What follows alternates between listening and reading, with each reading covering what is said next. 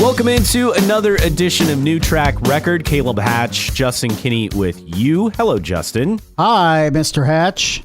What's up? I'm just trying to get by. Somehow it feels grinding. like I'm always sick recording this podcast. It's like once a month. It feels like.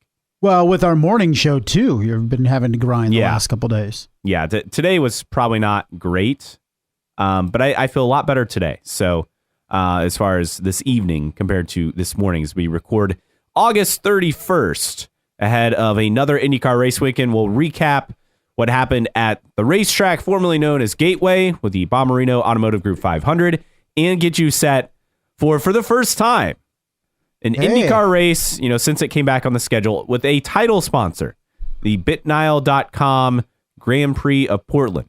Let's go. Let's get crazy. It's about time. You've been harping on that for like 5 years. Yes, and people finally listened because it's all about me. So we have a lot to get into, plus silly season announcements and news. But first, we'll start with our race recap of the Bommarito 500. Scott Dixon makes it 2 in a row, 2 fuel strategy wins in a row. And we start with our 3 things. And I think the most obvious thing is, once again, no one else but Scott Dixon could pull this off. We don't understand how he did it. There's a good story on IndyCar.com kind of talking about how he did this. But again, only he's able to do these things. It's equal parts astounding and frustrating to the point, like, why can't anybody else do this? Why aren't other teams really looking at this going, okay, if Scott Dixon can do this, we can do this, and figuring out whether it's going through footage of when Scott Dixon lets up. And I don't know, but I would think a team, particularly if you're a backmarker team, going, you know what, we're going to just study Scott Dixon and what that team does at some of these racetracks in which they're able to pull something like this off, and we're going to copy it. And I don't know why another team hasn't. I know people will say, well, it's Scott Dixon. I understand that, but if you study him enough, you should be able to figure it out. Wouldn't you be able to? Well, what's funny is the IndyCar article points out that Mike Hull said on Twitter that it's a 3-stopper. But everyone else, you look at the guys like Will Power, Kyle Kirkwood, even Marcus Ericsson. I think I'm missing one other driver. They're all trying to do it, and they gave up, and Dixon just kept going. And by kept going, I'm talking like another 20 laps down before he finally pitted. And largest margin of victory of the season, over 22 seconds. 3 cars in the lead lap. Just nuts. Now, normally I am not one to like a fuel strategy race. But the Indy GP, or the second edition on the season, I mean, you had Ray Hall chasing down Dixon, and then this time you have Dixon doing something that we didn't think was possible, and yet he pulled it off. I will say I was more interested the second half when he went for it compared to everyone else, just bailing out and going with a different strategy. The fact that he didn't run out of fuel, and I think more so the fact that no one even came close to catching him, was shocking. Now, some of that I think is due to the track, because it's hard to pass. It's hard to pass when you only have one racing lane. But I think it's similar to when you look at Formula One and Max Verstappen, is you can take it one of 2 ways. Either you can be annoyed at what Scott Dixon is doing, or you can admire it for the greatness that he is. And similar to Max Verstappen, either you can get annoyed with the fact that he's dominating, or you can look at it as just how impressive he is. Because when you look at Formula One and you look at Red Bull, it's not like they're running 1-2 every week. He's consistently destroying Sergio Perez. So in that respect, you look at it and say it can get annoying at times and monotonous, but it's impressive with what Max Verstappen has been able to do. Similar to Scott Dixon, when he continuously, repeatedly wins races like this, is it can get annoying, it can get monotonous, but we also have to appreciate the greatness that is Scott Dixon. Like the fact that we only believe he can do something like this says a lot about him as a driver. And look, his 55th career win, it was unthinkable that he was, going to catch Mario, let alone pass him. And then now he's 12 race wins away, right, from tying AJ Foyt. Now, I'm not saying he's going to do it, because it would take another monster season like he had in 2020 to really make some hay. But you never know. I mean, he's still driving at the top of his game. Yeah, he's not winning poles on road and street courses anymore, but he's won from mid-pack each of the last 2 races. So maybe we're putting too much stock into qualifying, because at Indy, he's still one of the best qualifiers and has been for several years. And then he's still in the conversation on the qualifying aspect. It's the strategy that he is superior with Mike Hull compared to every other team in the paddock. And it's not even close. And I think we really need to recognize the greatness that is Mike Hull here, because it's his calls, and even the other engineers and such in the pit box that are coming up with these strategies, coming up with these numbers that say you need to make this in order to get to the end. And it takes a certain amount of people to come up with that strategy and throw numbers at Scott Dixon, and then it's his job to execute that. And so for all the kudos and accolades we're giving Scott Dixon, I think the same amount of kudos and accolades need to go on Mike Hull and company about coming up with this, because again, it shouldn't be this hard for IndyCar teams to go, okay, what Mike Hull's doing, we need to figure out how he's doing it, and we need to copy it. And then you're going to tell your driver, this is the number you need to make, and I don't care how hard it is, you're going to make this number.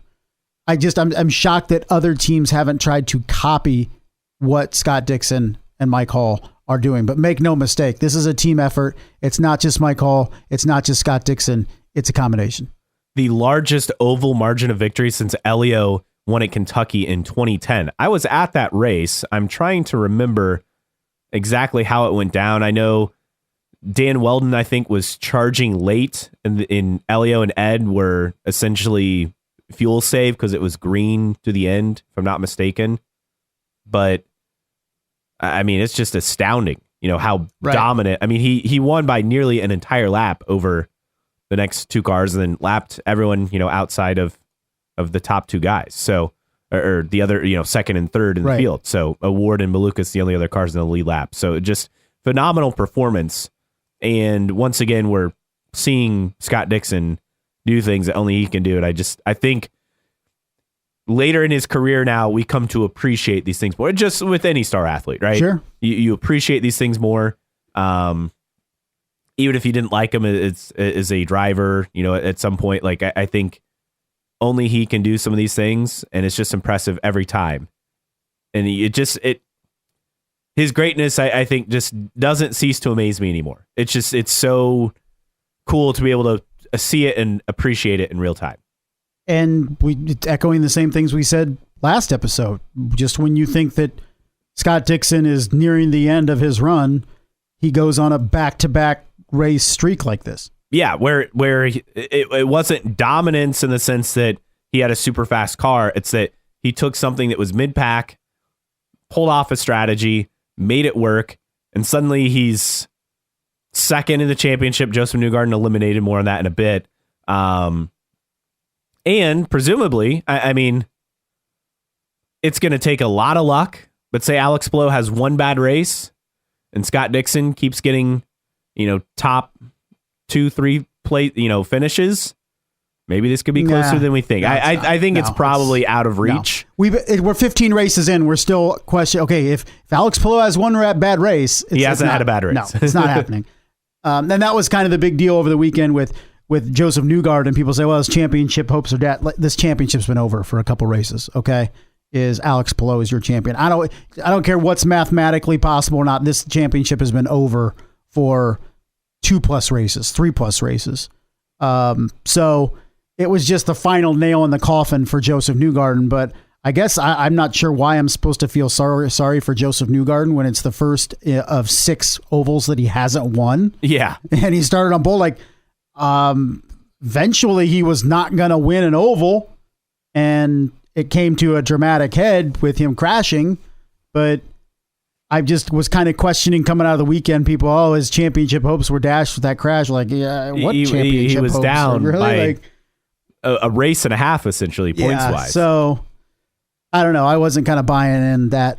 I think it was Joseph Newgarden fans kind of trying to spin it that he got burned because of lap traffic and all that. Like, he didn't. He made a mistake. Yeah, he made a straight up mistake on a race that he was probably going to win otherwise.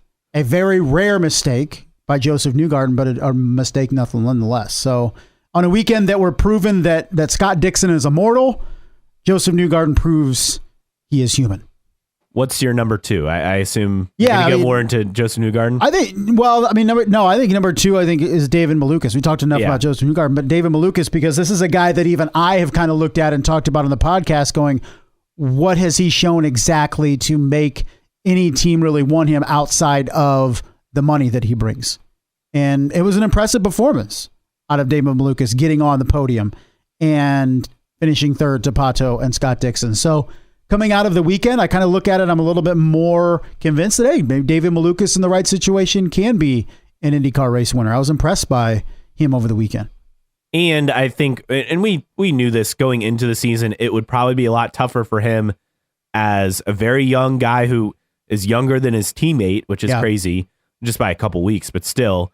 He's done a full season. He had good results, but just not as much experience, as is the team leader going into his second year and a rookie teammate. You knew it would be a struggle compared to teaming with Takuma Sato. That was just a given. But I think it's even been more so of a struggle than I think we anticipated. I'm sure definitely than he anticipated going into it. It definitely was, but for him to put up the performance that he did was really impressive. But you're number 3. Well, my number 2. Is that where we're at? Number 2? Okay, number two. Sorry. My number 2. Let's talk Ed Carpenter. Okay. 24th place finish. In qualifying, he qualified 27th, which was last. Now, he did have to qualify first, but at supposedly what point, this oval specialist. Yeah. At what point is enough? I'm perfectly fine with him running the Indy 500. He owns the team. But at what point is he taking away from the team by choosing to run all the oval races? I mean, you look at his results this year, a best finish at 13th at Texas. All his other finishes have been 20th or worse. You go to recent years, it's been a struggle. This is nothing new here. Last year he had, so this year he finishes with no top 10s. Last year, no top 10s. In 2021, he was 5th at Indy, no other top 10s outside of that. In 2020, no top 10s. 2019 was back when he was still competitive. 6th at Indy, 6th at Pocono, 2nd at Gateway, and even the years before that. But we've just reached a point where outside of the Indy 500, which again, he owns the team, there's plenty of track time to get acclimated. And the Indy 500 is different in the sense that some of the results, you're going for it, you have crashes, whatever. He's still somewhat competitive. But at every other track, Callum Ilott calling him out based on, just getting caught up with Ed Carpenter, it kind of says all you need to know about what's going on. I just think it's reached the point where you're hurting your team and it's time to give it up. At the very least, he's not taking a seat opportunity from somewhere. At least they went into two full-time entries and he's just doing a third partial. But I understand it can be difficult to give up what you love, but Ed Carpenter, I don't know if there's anybody, if it's his wife or somebody, really needs to sit him down and be like, Ed, it's over. Run the team. Your team is struggling too. That's the other thing. Need to be a businessman. Okay. You can't be a dude that is more invested in the 5 or 6 or ovals, 4 or 5 ovals for IndyCar than actually running a successful business. You're looking at least in terms of teams on shaky ground, you have to look at ECR as one of those teams. And Marshall Pruitt made a great point in his mailbag is when RLL seemingly hit rock bottom at Indy and not qualifying Graham Rahal, it was a line in the sand. All right, things are going to change. And they have. And RLL has had their ups and downs there. But they're still not good on ovals. Right. That hasn't changed. They have made a concerted effort to make that the low point and building up from there. And ECR either hasn't had something that devastating. Maybe they need to miss the Indy 500 with a car for it to really resonate into Ed Carpenter. I don't know. But that's a team that needs to have an internal come to Jesus meeting similar to what ROL did. But it seems like Ed is too hung up on still trying to race than actually run a race team. And I have to correct myself. It was Sato who pushed Callum Ilott into the marbles, but you could pretty much have the same point with Sato at this point. Just run the Indy 500. Sure. And Marshall Pruitt reporting that Sato will probably still have a chance to run the Indy 500 next year, which is fine. Like, again, I'm not pushing guys out of that race. They've earned it, both of them, based on their success there.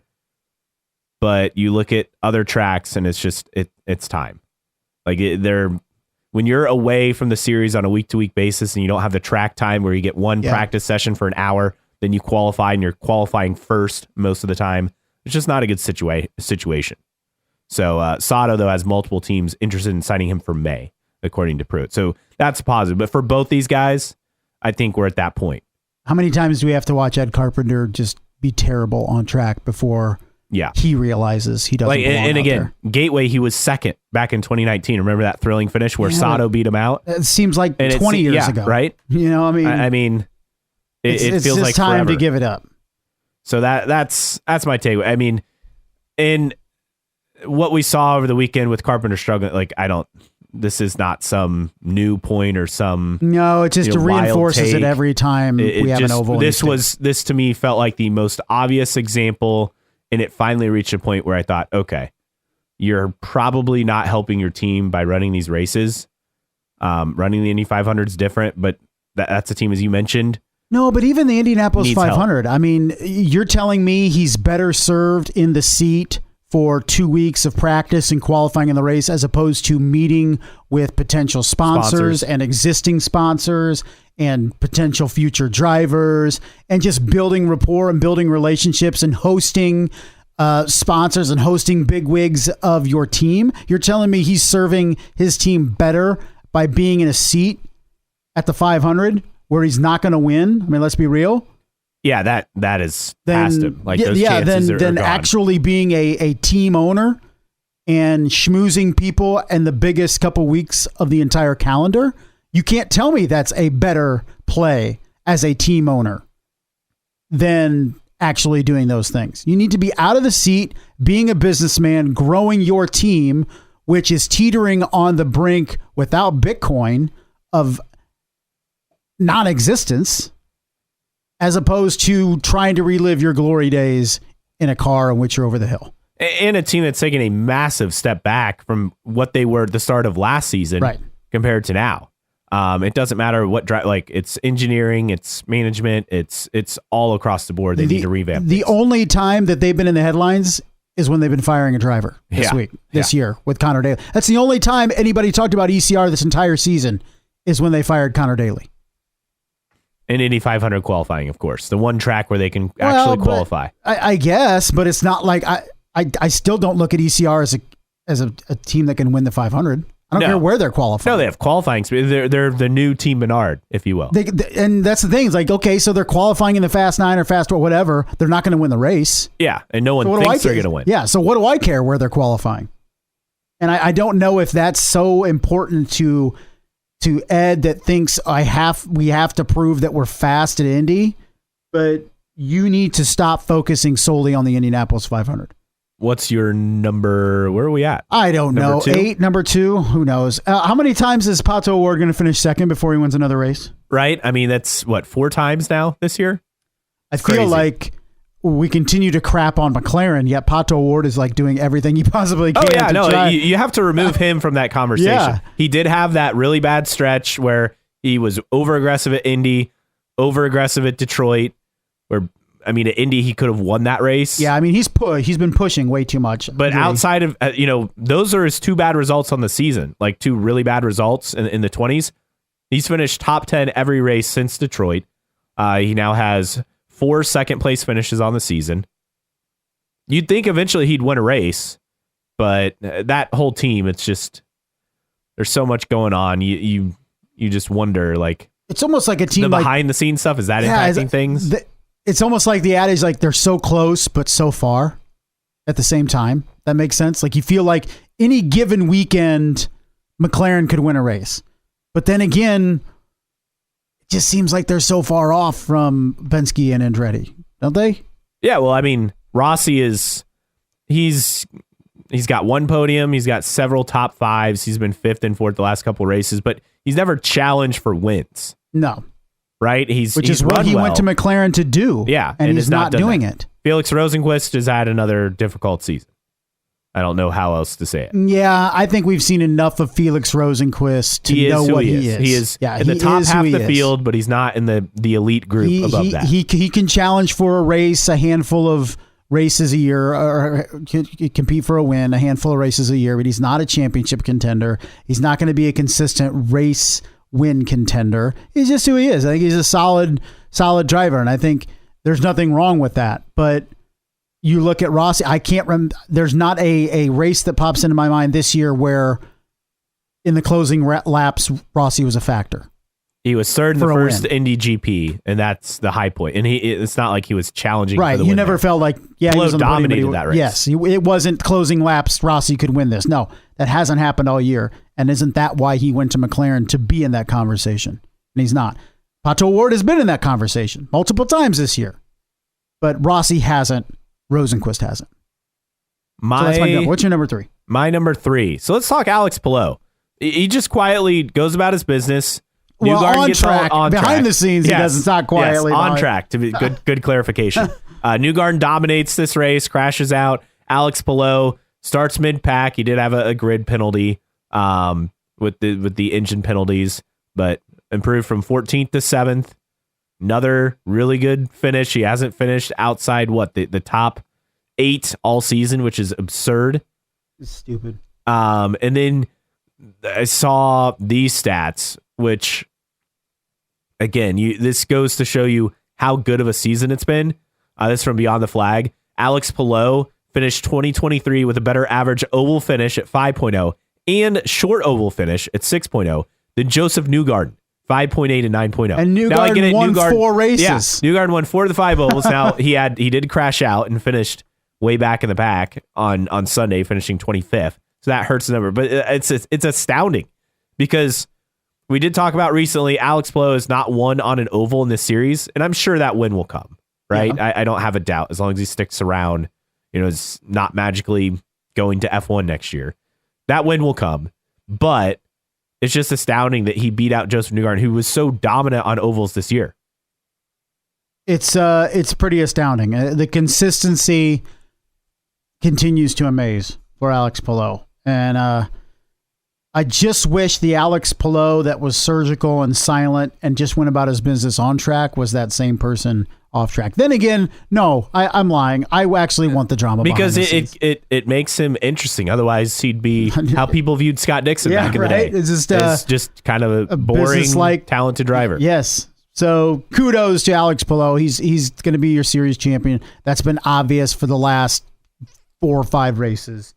And did what he had to do once again with a grid penalty, starting 14th, finished in the top 10, 7th, I think, and did what he had to do and watched the people that thought he was his main contender of championship crash out.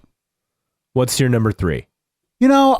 I've been known on this podcast to throw some shade to Connor Daly once or twice. Yeah.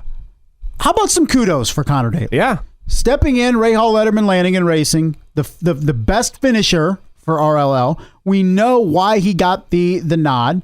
He's solid on ovals. He's really good at Gateway in particular. That's been one of his better tracks. Qualified 11th, finished in 16th. You thought maybe with where he started, he could eke out a top 10. Didn't happen. But he beat Linus Lundqvist, who finished 18th. Graham Rahal 20th. So I believe Christian Lundgaard. Excuse me. 17th. Yes. Yeah. Christian Lundgaard. You got your Lundqvist, your Rosenqvist, your Lundgaard, that's going to be a problem Blomqvist, going forward. Who am I missing? Going forward next year, it's going to be Rosie. Did you throw Rosenqvist? Yeah, I said Rosenqvist. Yeah, it's going to be a problem. It's going to be so confusing. But I will, for a guy that likes to, I wouldn't say but I do crap on Connor Daly at times, or at least maybe not him himself, but the infatuation of people with Connor Daly, and the fact that he was able to go in there and what he was brought in to do, he did. And respectable 16th wasn't great, but with how the other 2 cars performed and the overall struggles of that team on ovals, it was a good performance for Connor Daly. That wraps up our 3 things from Gateway. Now, never saw anything as far as attendance. I'd say it was fine. It wasn't great. It was up? It was hard to tell because you got to remember last year they had that long rain delay and finished super late. Right. So I don't know, but I never saw a report as far as attendance and what that looked like. It did look better than I was afraid of. But you particularly earlier this year were vocal in talking about maybe the time at Gateway coming to a close. Yeah. Do you feel now more confident coming out of the event that it's going to has a steady future in the series? I think it has a future as long as Gateway can keep selling out the NASCAR race. Because I think that's key. I think it's like the problem is though, a track gets an IndyCar race and then it's great for a couple years and then they get a NASCAR race and then it just completely usurps the IndyCar race. Right. So, but NASCAR selling out at Gateway or coming close. If that continues to happen, I think that keeps the IndyCar race around, especially as long as they have a title sponsor. Now, getting into kind of some other things as far as schedule stuff, we'll just talk about this now since it relates. But Marshall Pruitt reporting that he's hearing that Gateway could go back to being a night race next year. Which would help the crowd. Which would absolutely help the crowd. Now, he did say, whether it's Saturday or Sunday, and I'm thinking a Sunday night, I better hope that's on like Labor Day weekend or something. Holiday weekend of some sort. Which I don't know. It was a week before Labor Day weekend this year. Maybe it moves up a week. I think when you look at what Gateway has become, and some people, myself included, kind of felt, man, once Gateway got NASCAR, IndyCar became secondary. And that should be expected because of the money involved in NASCAR. But look at it this way, is now Gateway has a natural windfall built in if it doesn't pull in a mega crowd for IndyCar because it's getting that money for the Cup date. Yeah, the NASCAR TV money, right? Yeah, it's getting the NASCAR TV money, incredible. which gives you more of a leeway for the IndyCar race because you're banking so much money from that. So I know, and myself included in this, you feel kind of crappy that, now NASCAR comes in and they're the main show in town. Well, without it, you're looking at Gateway having to be much more successful like it was in the early years to continue to be viable. If you continue to have half-empty Gateway races without a NASCAR race at Gateway, then IndyCar would go away sooner. So it's kind of a necessary evil, I guess, if you're looking at it that way. Well, and you careful what you wish for department. You look at the TV ratings. So between NBC and Peacock, the total audience delivery, which is how NBC talks about their numbers, 1.132 million viewers, 8th IndyCar race to surpass 1 million average viewers. We're on track for the most watched IndyCar season since 2008. So again, that's all positives. I've not seen a percentage as far as how much it was up, but hey, up is up. Up is up. IndyCar just needs to get through the final 2 races, and hopefully up is up after Laguna Seca. Yeah, that's the thing. That's where you lose out. I know they're teasing the most watched season since 2008. There has to be some sort of asterisk there. Like you and I were talking about it earlier this week, is the amount of network races, okay? Compared to the last 15 years, only the last couple years have rivaled that, okay? So that's kind of deceiving a little bit. But at the same time, if IndyCar can say it's up from last year, then that's good, right? So let's look at 2008, the IndyCar series in DirecTV HD. The first year HD, huh? Post-split, yes. So as far as where things stood, and this article, of course, doesn't show me the TV details, but I remember it was ABC, ESPN, ESPN2, and apparently ESPN Classic. So how many network races did they have that year on ABC? Looks like 6? They had IMS, Milwaukee Mile, Iowa, Watkins Glen, Mid-Ohio, Belle Isle, and Chicagoland. So 7. That's actually a lot. 7 network races. And you had the rest were ESPN or ESPN2. Now, the problem is you had 1, 2, 3, 4, 5, 6, 7 on ESPN2. Yeah, but still, back then, that had a lot more viewership. Right. I mean, a lot. Ton of viewership. So I think hopefully it holds. I don't know if it will, because we'll have a drop off with Portland because of college football, and we'll definitely have a drop off at Laguna Seca because of the NFL. But so I don't know if it can stand the test of time over the final 2 weeks and say it's the most watched since 2008. But if we can come out of it and say it's higher than the average viewership than last year, then that's a positive. They also had 5 night races that year. Really? Yeah, Kentucky is a night race. Okay. You had Richmond, Texas. Of course, I closed out of it. Homestead, Miami is the season opener. Was a night race. Remember watching that. And there's one other. Did I say Richmond? Yes, you said Richmond. Iowa? No, I was not Iowa? a night race then. I don't believe. Fontana? Perhaps. Fontana night race. But it just goes to show you, how much the schedule has changed here. I pulled it back up, but Richmond. No, Nashville. That's what I was forgetting. The Oval, Nashville Super Speedway. Yes. Times have changed, huh? But I think if IndyCar can get through the next two races, and at the end, if you can say it's the most watched in 15 years, great. But if you can say it's up from last year, then week, great. Like before this race, it was 2016, and then it was a huge jump because you had another race on network TV. That's true. So how does it balance out on the final two races? And with the final two races being on network, I mean, Labor Day weekend, you're in a good spot because there's nothing on Sunday afternoon, really. Now, the negative is people aren't watching TV Sunday afternoon on Labor Day weekend. Yeah. Now, in the nighttime, they are. And then, of course, the season finale, you're up against the NFL, and in particular, the Colts. That's death. But if you can pull, what would you say, realistic? If you could pull 750,000. Oh, yeah, that'd be great. That'd be amazing. I mean, you're not touching $1 million. Here's the thing. In the final weekend. I think IndyCar is lucky that the Colts, yes, they're in the early time slot for their NFL opener, but they're expected to be bad. And if they're getting blown out, that will get fans to switch over. But I also think that Colts fans will be energized by watching Anthony Richardson. They may tune in for 4 quarters to watch Anthony Richardson. Perhaps. But I think when you look at it, is last year inevitably it fell off the final two weeks of the season, 2 races. So you have some built-in cushion there. I just hope, like we always say, up is up. And if IndyCar can finish up from 2022, then it's a victory, in my opinion. Absolutely. Let's get to silly season stuff. First off, a confirmation. Now, we had seen this rumored out there, but this is exciting. Linus Lundqvist, who, of course, won Indy Lights in 2022, started several races this year for Meyer Shank Racing, filling in for Simon Pagenaud. He is now a multi-year contract with Chip Ganassi Racing starting in 2024. I mean, what? He was 18th on Sunday? Yes, 18th. Fastest race lap. That's positive. 12th. Was that his first oval? Yeah, first oval. I mean, stayed out of trouble. Wasn't embarrassingly slow. Didn't cause any issues.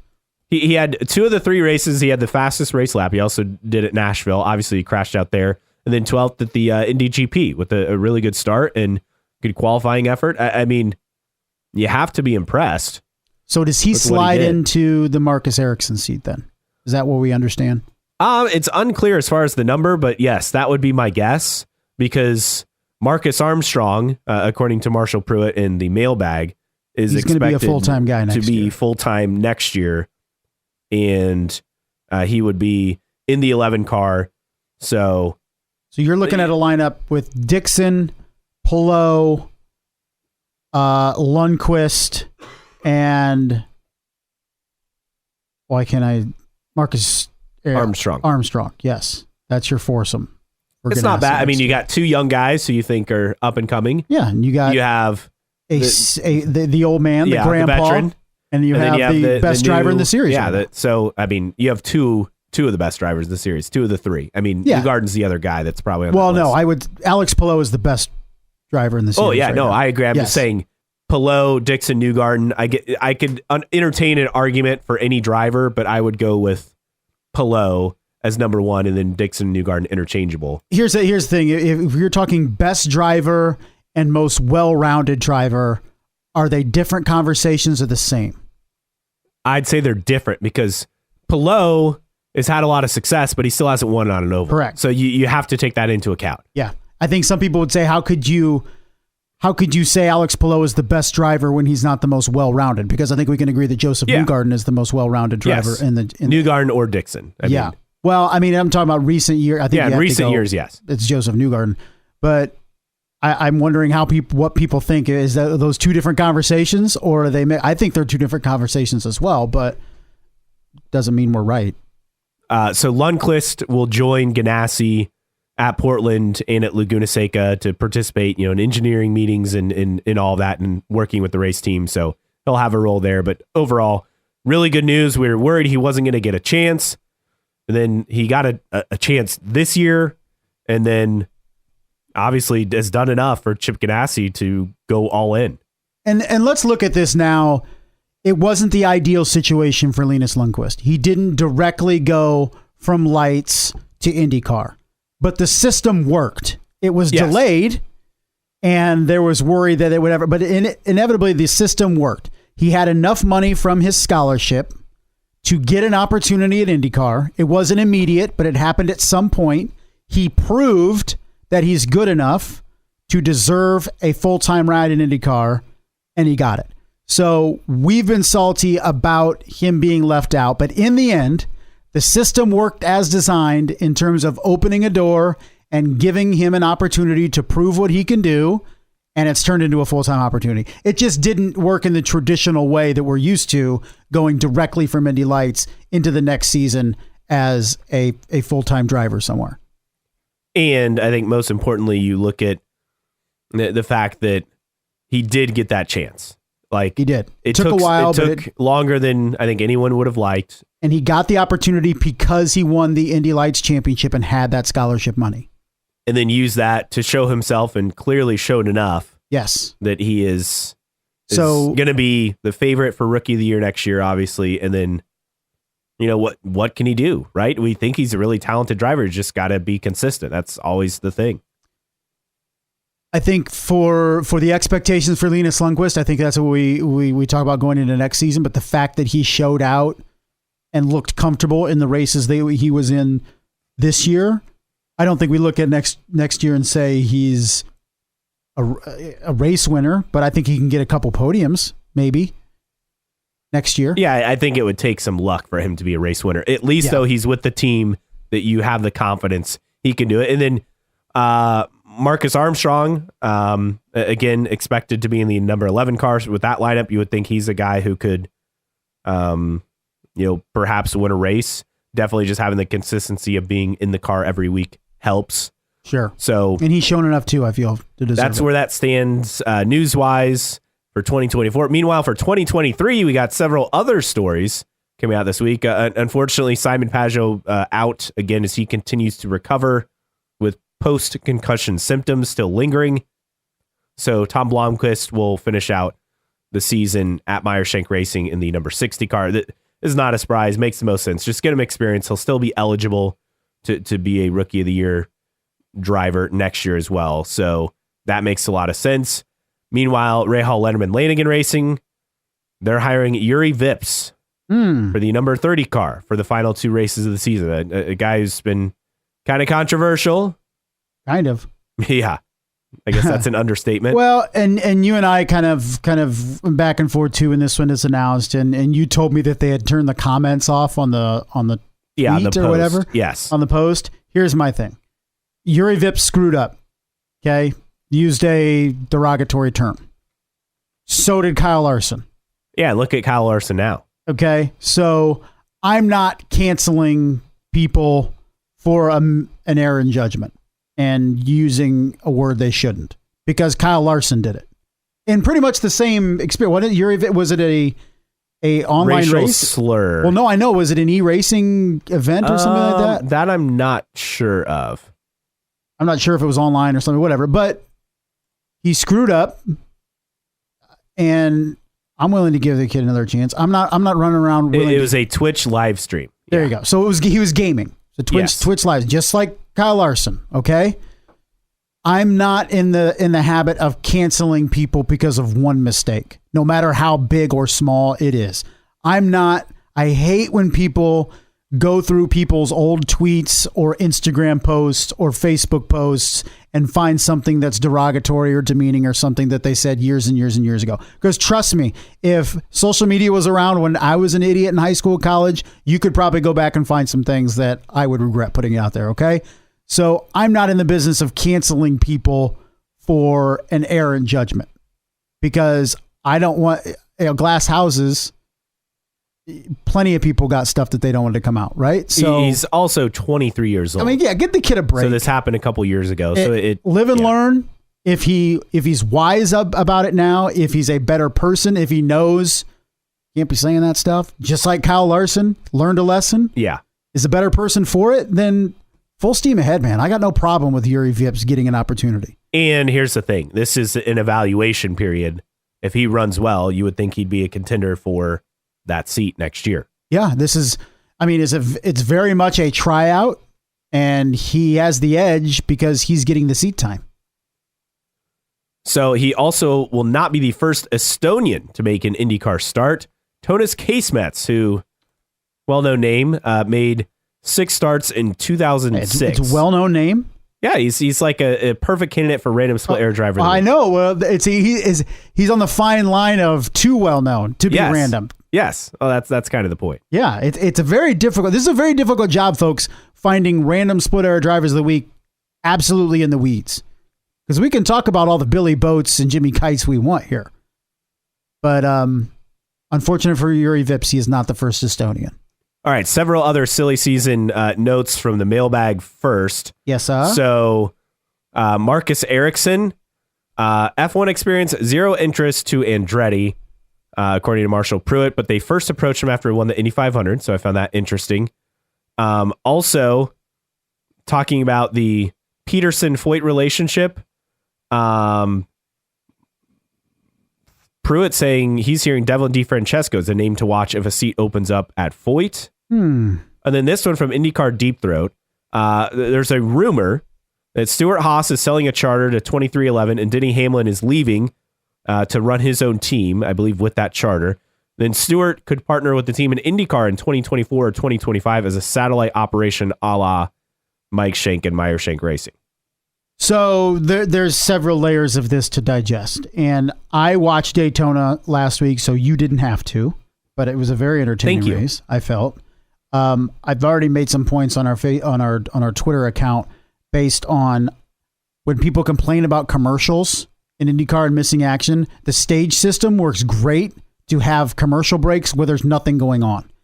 And also, at least at Daytona, it takes fuel mileage out of it when you have stages. But anyway, when you look at 2311, and this was on Denny Hamlin's podcast last week, and he was asked if he was in position to push somebody to a win at Daytona to get them into the playoff.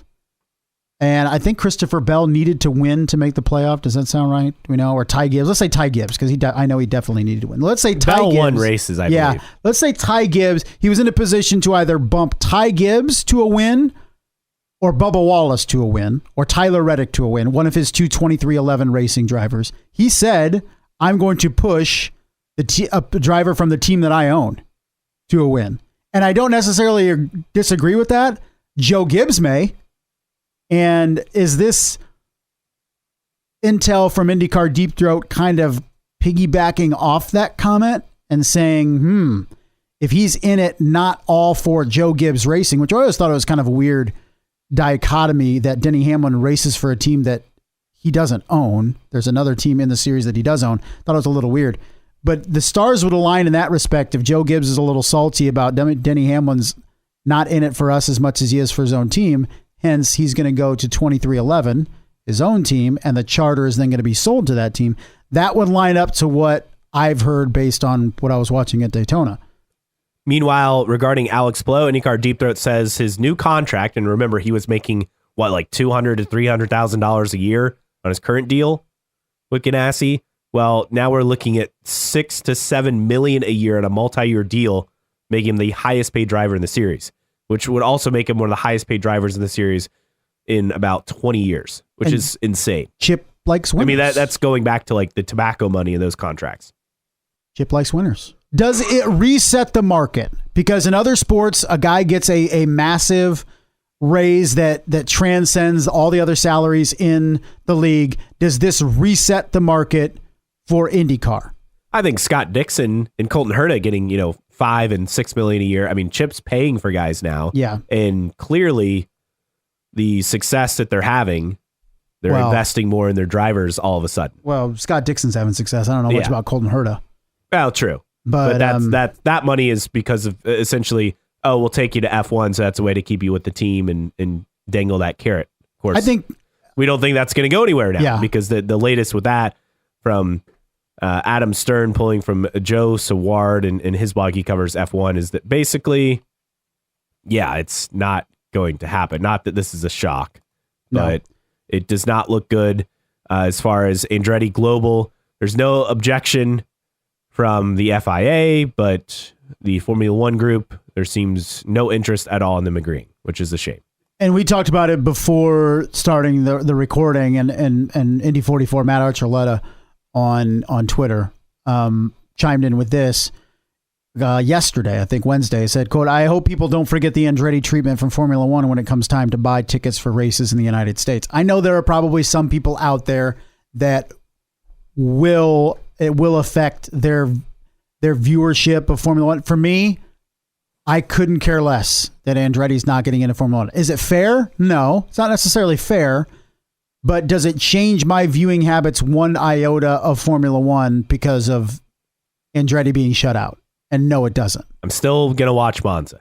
I'm still going to watch most races, record them, and if they're good, I'll keep watching past the first 3 races, or if you text me and say it's halfway decent, then I'll keep watching. But not once have I been watching a Formula One race going, you know what, I really don't care about this because Andretti's getting screwed over by the teams. Maybe I'm in the minority, but it doesn't affect how I feel about Formula One. Couple of notes about Milwaukee. Marshall saying, I was told Milwaukee's looking really good for next year.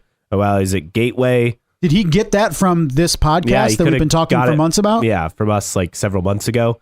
And then he also went on to say in a video after Gateway is that Gateway could be looking likely to return to a night race again next year. I think we already mentioned that. And then also had positive things to say about Milwaukee. So again, this is not really a surprise. And Marshall that's the latest there. Saying both of those races could be in the latter part of the year, maybe even back-to-back weekends. Yeah, in the final 4 or 5 races of the season. Which then I proposed you race at Gateway, you have a hauler race to Milwaukee, and then you race at Milwaukee. And the hauler race would award points. That should award your pit box. Your pit position. box, yes. I would agree. That should be your pit assignment. All right, let's talk about an actual race this weekend. We had so much to dive into here. So for Portland, coming up this weekend, Friday practice session again, West Coast, so it'll be later on the East Coast, 6 to 7:15 Eastern on Friday. Practice 2 on Saturday, noon to 1 Eastern. Again, usual outlets, Peacock, IndyCar Live, SiriusXM, IndyCar Radio. Qualifying 3:30 to 5 Eastern Saturday afternoon. Right in the heart of college football for us. Then final practice Saturday, 8:15 to 8:45. And then the coverage on NBC and IndyCar Radio, 3 to 6 p.m. on Sunday. As far as the green flag time, approximately 3:15, it looks like. Leading right into the Cup race at Darlington? Yes. Southern 500? Yes, I believe so. Which is, that's good. That could help. Do you have a winner prediction for this? Who won last year? McLaughlin? You know what? That's a really good question. I don't remember. It was McLaughlin. I'm going to stick with Penske, and I'm going to say Joseph Newgarden. I think Joseph Newgarden, a week after making a mistake at Gateway, letting a win get away, he wins at Portland. I'm torn between 2 drivers. You know what? I'm going to say Pato O'Ward. He finally breaks through and gets I picked Pato a couple times this year. Hasn't worked out. I think I picked him last week, finished second. Yeah. But he's got to get over the hump at some point. Maybe he'll do it for Caleb. All right. If you agree or disagree with our picks or anything else, let us know. You can find us at newtrackrecordpodcast.com. While you're there, sign up for the email list. It is free. You won't miss any special announcements or any episode announcements. We'll send you weekly emails and other special emails as they arrive. Plus, you can check out the store. We have t-shirts and stickers for sale. You can reach us on social media, IndyCar Podcast, the handle on Twitter, on Instagram, on Facebook. Just look for New Track Record. You can email us, newtrackrecordpodcast@gmail.com. You can support us via Patreon, patreon.com/newtrackrecord. Thanks to Xavier, Rob, and several others for their support of the podcast. Again, starting at just $1 a month.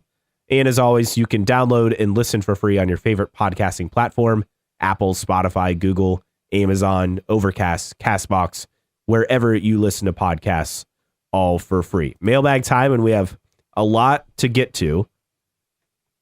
A lot to get to just over the last week or so. And we start off with some thoughts on Ed Carpenter. Scuba Steve 85, wish they give him an indefinite stop and hold penalty he's talking about in the race. He adds nothing to the show, just takes resources away from the rest of his team, which needs all the help it can get. One-offs of the 500, go for it, but it's past time to hang it up for all the other races. Also from Jamin T14, he's always been a class act, but between ECR's inability to give drivers a competitive car, his obviously diminished skills, it may be time to say goodbye to driving. Yep. I'm on board with him racing at Indy. I get that you're maybe not, but either way, it's clear a change needs to happen. Definite change needs to happen sooner rather than later. Newgarden with his contact with Pato, several responses here. NK Hard, Newgarden used to be so likable. Now he's just an entitled a-hole. Heil Mike said, heck of a race so far. I love Gateway. And then Jay Blasteri felt like Newgarden blocked a couple times, dangerous on an oval, and he would still be crying if someone did that to him. Yeah, that's true. Newgarden haters out there. A lot of haters. I would agree that, and that doesn't go for Newgarden. I think that goes for a lot of drivers that if stuff that they did was done to them, they'd be salty. Several responses on Dixon not having an onboard. Poet Shevchenko, 360-degree cameras are cheap now, probably less expensive and more reliable than putting a conventional cam on a pan mechanism, and it doesn't miss anything. Get 28 or 33 of those. There's a Kodak camera. Rockvam D, this doesn't surprise me. Also don't believe we heard any team communications on the broadcast. Scott Dixon's car, telling us it has to be sponsored or any car won't use it. So putting up the dough, all you cheapskates. Yeah, and then SCTJ9, he should have one every race. Yes, I agree, but PNC's not ponying up the money. Right. And so therefore, no onboard. Correct. It is what it is. It's unfortunate, but we should absolutely have it. I don't disagree. Elsewhere on our mailbag this week, again, I said we have a lot. I wasn't kidding. A lot from Rate the Race. How would you rate the race? I had it as a 6.5. I'll go 7 just to be different. But yeah, there wasn't a lot in the middle. The end with the strategy was entertaining. Usually I don't find that entertaining, but it was just because it was so bold compared to everyone else. Yeah. And how dominant the decision was.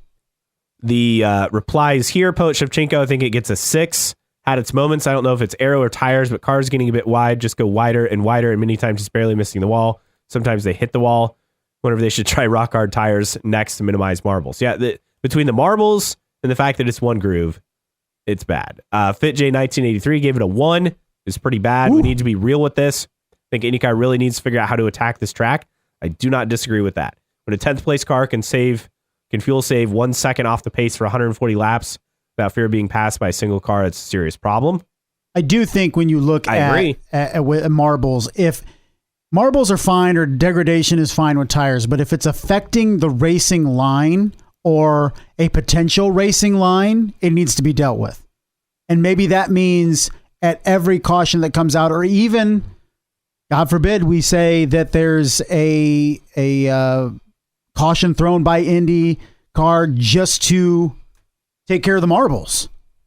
I know that people will frown on that because of NASCAR doing it sometimes in terms of competition cautions and stuff. But for the show, if maybe you set a mandate and say, okay, if we go over 80 laps of green at this racetrack, we throw a competition caution and get rid of those marbles.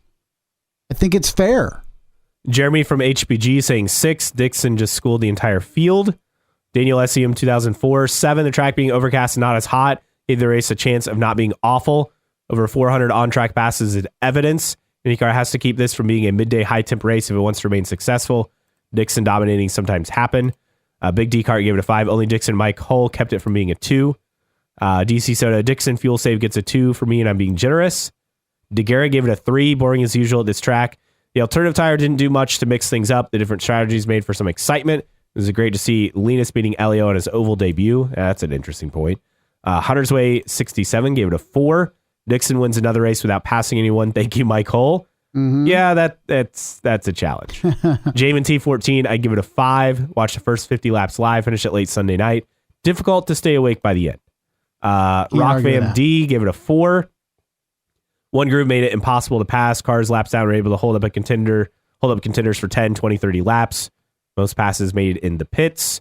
Needs to be a night race for extra grip for the track. Sounds like it could be as soon as next year. I hope so. NK Harden gave it a 5. Variety of strategies is about the only interesting part. It's also what killed the finish. When was the last time the winner had a lap on everyone? It's been a while. Jimmy B 44140 gave it an 8. Beans B Car Blog gave it a 6. We need more passing. Thrill of the outcome though. T Jarrett 312 gave it a 2. Called it a snoozer. Jay Blastery gave it a strong 7. Different strategies, different leaders, different oval winner, good crowd. Alternate tires on 1 mile ovals need to be used going forward. Dixon Hole combination is simply incredible. We didn't even talk about the alternate tire because it was never really. No, it just never really a factor. Like drivers used it. They tried to keep it a shorter stint and they moved on. I just don't. Was it more of a detriment to the event? So instead, here's the problem with IndyCar. They looked at the issue and say, okay, Gateway is lacking. What could we do? Oh, I know. We can make them run the alternate tire. Instead of saying, oh, I know, if there's no caution if we run more than 80 laps of green, we're going to throw a competition caution and go out there and sweep the marbles and make sure there's at least the possibility of another groove there. That's directly attacking the problem, isn't it? As opposed to, well, let's do alternates. Maybe that'll change things up. No, IndyCar needs to be direct and say, if the marbles, if the degradation of the tires is affecting the race in a negative way, then you directly attack the problem. And I think it was no more evident at Gateway that the marbles are a detriment when you can't go out there and sweep them. Meanwhile, talking about fuel strategy, I think you posted this poll. Nearly 66% said just enough.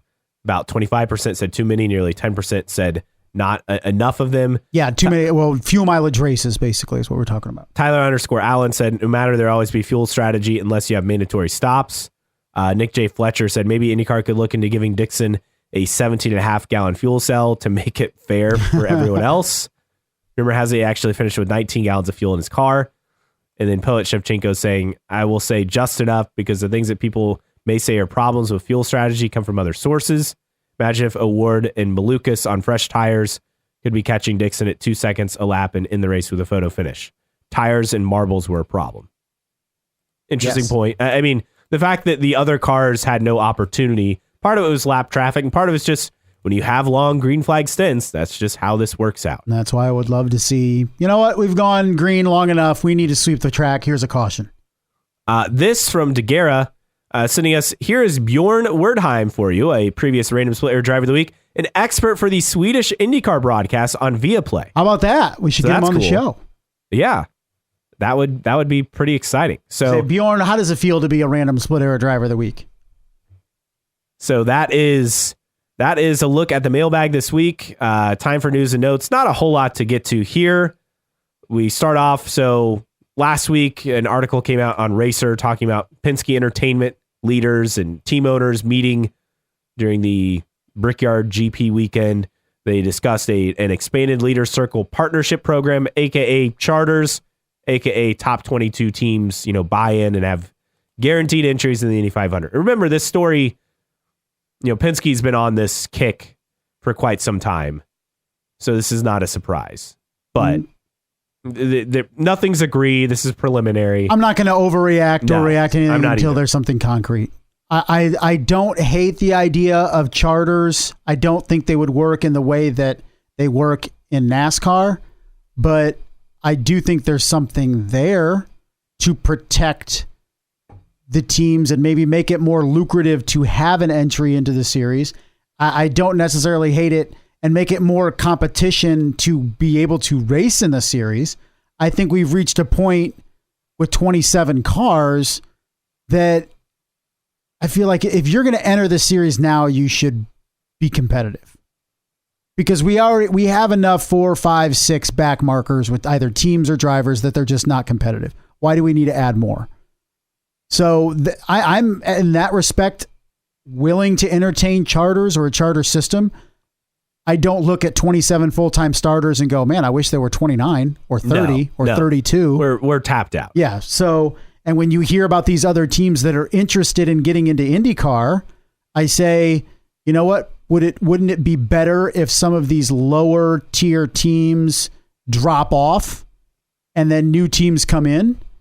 And I know that's kind of sacrilege and oh my gosh, we can't lose a single team in IndyCar, but that's just what happens in auto racing. You have teams business, that it's right? ebb and flow, Teams right? come and go. And if you come in and you don't perform and you run out of money, then you drop out. And maybe you sell, and maybe the charter system would then allow that team to have some sort of financial windfall so they don't completely lose their ass and say, hey, we're dropping out of the series, but we're going to be able to sell our charter for, I don't know, $5 million. And then they can make some money back and maybe pay their employees or whatever. And not that, the owner isn't completely walking away with empty pockets. I don't necessarily hate that idea, but for all these people, and I'm as guilty as anybody. Anytime you see a racer article about a team or a person interested in fielding a team, you get all excited, but then you look at it and go, there's no room. Yeah, like you're talking about Pratt Miller. It's like, okay, that's great. Yeah, and then you're looking at like, how's that going to work? What, are they going to come in and all of a sudden we have 29 full-time entry? Like, in that respect, I think there's something to be said about a charter system to where, look, you want to get into this series, you buy your way in, and maybe you're more competitive than the team you replace, and that raises the entire profile of the series. Meanwhile, elsewhere in the ladder, Anderson Promotions has announced that Continental Tire will be the presenting partner and official tire of the USF Pro Championships, USF Pro 2000, USF 2000, USF Juniors 5-year agreement starting next year. So they move away from Cooper, go to Continental Tire. And that was like literally 2 messages that went out on Twitter. It was like that relationship is ending and then Continental Tire is on board. It was like within 5 minutes. If you're wondering why I'm saying Continental Tire weird, it's because they were a sponsor on... If you know, you know. Yeah, if you know, you know. A different podcast that deals with race car drivers and interviewing them. We'll leave it at that. Use your imagination. I'm sure most of you already know what I'm talking about. Other notes, Aaron McLaren IndyCar Drivers Pato Award, Alexander Rossi, Tony Kanaan, joining the brand's 60th anniversary celebrations at this year's Velocity Invitational event at Sonoma in November. We forgot to get to our 3 key stats for Portland from Chad 200. Newgarden finished inside the top 10 in all 4 Portland starts. No top 5s. Max Chilton has led more laps than him. Ooh. Dixon finished on the podium the last 2 Portland races, going for 3rd straight win this season, has finished 7th or better in every race since Long Beach. And then Rossi, 8th, 3rd, 2nd, and 7th. Best average finishing position at 5.0 among all drivers. So there you go. How about that? And as far as tweets of the week, so we got 2. This from NASCAR man _RR. RIP Bob Barker. Died at 99 within the last week, but saying Bob was a constant presence in the Indy 500 in the 1970s as he hosted the national TV coverage of the 500 Festival Parade the day before the race. Did not know I had that. no idea. Me neither. So that was fascinating. And then the other one, this from Juncos Hollinger Racing. Our apologies to David Malukas and Dale Coyne Racing for the incident last weekend. Unfortunately, the evidence remains on our car. And they put a shoe, like the print of a shoe, like underneath the sole of the shoe, print on the nose of the car. They added it. And then the crew guy who apparently stepped on the nose of the car, they brought him over to see it and he put his foot on it and everyone was laughing, having a good time. That's good stuff. So absolutely great. Time for our random split error driver of the week. All right, we're going to the OG IRL season and going to 1996/1997. It was such a huge year you couldn't contain it in a single year. And we're going with Alan May. Who? Alan May from Dallas, Texas. He drove in the F2000 National Championship in 1997. He started a single race in the Indy Racing League for Arizona Motorsport. What a name. Whoever that is. You know what's funny is that also the team listed below on the Wikipedia page, Sinden Racing Services, they're the people who for a long time, I think they still do, operate the 2-seater. Really? Hey, that brings up something else. We were talking about McLaren having a 2-seater. Yes. And who was taken for a ride? I can't remember, but it was McLaren. And do they also have a 2-seater, or is it the same 2-seater? I can't imagine it's the same 2-seater. I don't know. Right? So I'm looking this up. Indy Racing Experience was formed in 2001, and Jeff Sinden is one of the names. So he said, Sinden let's Racing stretch Services. out a regular car, allow for a passenger to sit behind the driver and, experience what it's like. And obviously they've been around for over 20 years now. Their page is actually out of date because I'm sure they've done a lot more than 12,000 rides. They probably doubled or tripled that. Yeah. But yeah, there you go. But his one race, talking about Alan May, was at Texas and crashed out on lap 36 and finished in 22nd place. One and done with Arizona Motorsports, a.k.a. Sinden Racing Services, drove a Dallara Oldsmobile and was one and done. Also did some USF 2000 before that race, and also in 2002 did some USF 2000 and did some Formula Continental SCCA national races as well, the Sports Car Club of America. But it was one and done for Mr. Alan May, this week's Random Split Error Driver of the Week. And that wraps it up for this week's episode. We'll be back next week to recap the BitNile.com Grand Prix of Portland. For Justin Kinney, I am Caleb Hatch. This has been New Track Record Podcast.